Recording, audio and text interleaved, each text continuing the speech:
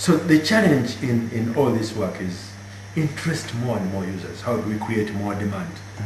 You know, so that we have, once that demand is created and it's probably self-sustaining, then I think the business will roll it by itself.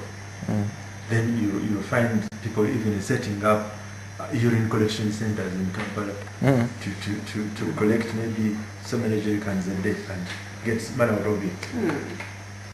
Fertilizer, actually, in many parts of Uganda, are mainly used in the really commercial crops. Okay. We are talking of flower industries, things like tea factories, tea estates, and sugar estates, and even tobacco. Farmers growing tobacco. Those are highly commercial crops. We had an interesting farmer, the one we worked with in the suburbs of Kampala. The area is called Chanja, which is in the NARO division. And this farmer was using a lot of urine. Like he was collecting even material from Kamocha and on his own, meeting the expenses and so. So he would take the urine and put it on his crops. And eventually, during this pilot system, he was even willing to take up the fecal matter. Saying, oh yeah, just give me. And he took it and put it in his banana.